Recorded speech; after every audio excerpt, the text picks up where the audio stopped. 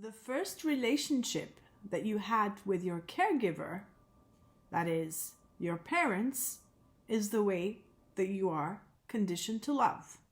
When it comes to relationships, one may fail to see the red flags in a relationship due to the fact that it may feel like home.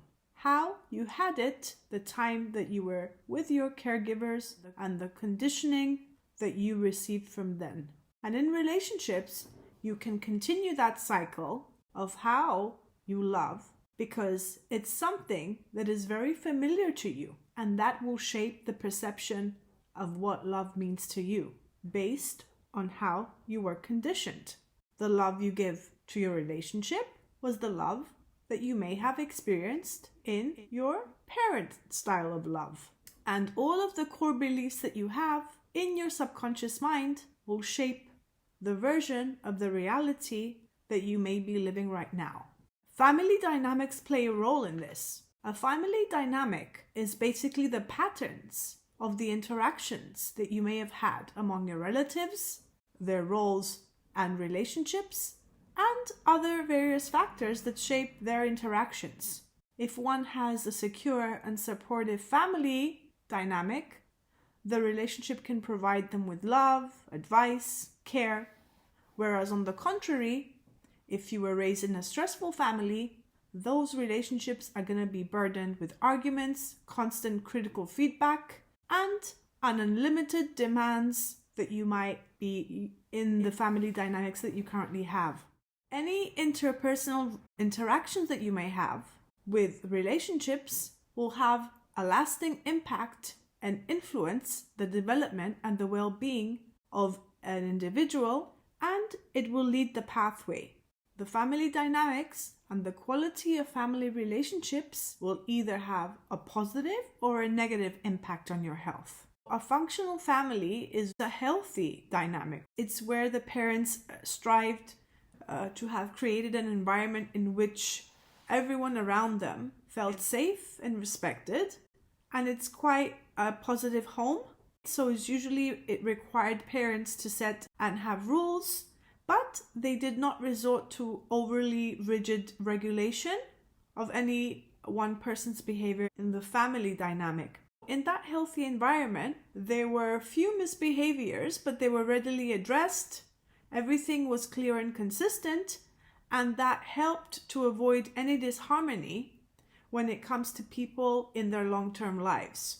In stable family dynamics, positive emotions are usually in place, and on the opposite, in an unstable family, usually the anger felt by one person reverberate throughout an entire household. And in fact, sometimes the negative emotions are even more contagious than positive ones. And growing up in such an environment often leads to difficulty in identifying and regulating one's emotions later in life. There are family boundaries, which can be physical. It could mean like something like telling one of the child, don't hit your brother or sister. Or it could be an emotional boundary. For example, stop blaming me. And it can even become a digital one. Like, for example, Dad, don't post that photo of me on social media. In order to have healthy family boundaries, every family member has the right to their privacy and the right to their belongings. So they could say something like, oh, stop borrowing my phone. They can also have their right to their opinion. So they could say, I'm going to vote for this president and not the one that you say. And they also can have the right to their own values. For example, I decide that I am not in any religious organization, so I now consider myself an atheist, for example. Limits, as we know, are quite important because it helps define what is okay and what is not okay, and it can actually make you feel stronger because one may be standing up for themselves, and it also communicates to others that you know what your needs are and you're not afraid to state them. And it might be uncomfortable for people to be setting limits, but they are always good for relationships. So you need to know what is healthy for you. So you need to have a healthy self-awareness of what you value and what is important for you when dealing with family members who are only starting to learn about themselves and their needs. Boundaries are great because they can give you the ability to regulate emotions as a necessary skill to regulate those. Now, on the contrary, the unhealthy family and what I would call a dysfunctional family, usually peace and harmony may be their goal, but unfortunately dysfunction can be quite common, and it can arrive in many forms. So that could be through family quarrels, people having grudges, estrangement can have lasting effects, so many things. I think a lot of us know what a dysfunctional family is, right? It could be having a family member that is an alcoholic, and the whole house can actually be impacted by that. And in a dysfunctional home, there's no sense of unity or empathy or even boundaries. And even the people from the households can be highly critical of one another. Now, there are many reasons why one family can be dysfunctional, and the reasons of conflict are unending, okay? And it varies. The dysfunction can sometimes start, say, for example, if that parent, it can start with something as simple as a parent who models unhealthy behavior. And another obvious reason, of course, is poor communication. And usually these dysfunctional households, they rarely enjoy having any positive interactions. And usually this type of home is not the safe place for the family members. As I said before, they can suffer from any number of problems. So it can range from domestic violence, substance abuse, emotional neglect, or even untreated mental illness. Just one member can tilt the family dynamic into dysfunction, or worse, lead them to estrangement. And often it is the parent who behaves quite destructively.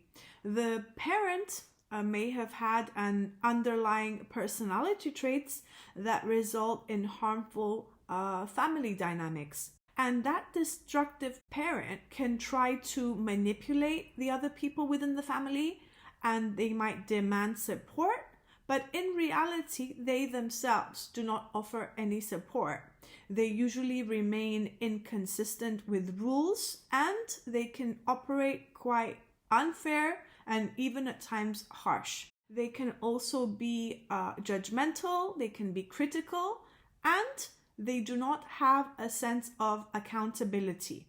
And all of those types of personality traits harms the family dynamics, and that can be for life, or it can even go down to generations if left unattended and unresolved. There's also another thing that we can call enmeshment. So that can be when two or more members in the family, they can become overly involved with, and they can be reactive to one another. Usually relationships that have very few boundaries, they can become enmeshed. So say for example, a mother becomes emotionally needy and dependent on her child, right? Her role as a parent will be one that is blurred and confused. And what happens is that the child might be afraid to separate from their mother, which would make her feel like her child is abandoning them. It's quite tricky because enmeshment may look to some people like love, and that's where they might get everything wrong, right? Because enmeshment, it can masquerade under the name of unity, family love, or even go to extremes of loyalty. What you need to understand is that enmeshment, it does not come from love, but it actually comes from fear. The family member is one that should be empowering, let's say, the children to forge their own life path. The child should not be bound to conditional love at the expense of their sense of agency, right? they should not be their parents' only source of happiness and well-being, nor should they have to absorb their parents' emotional pain.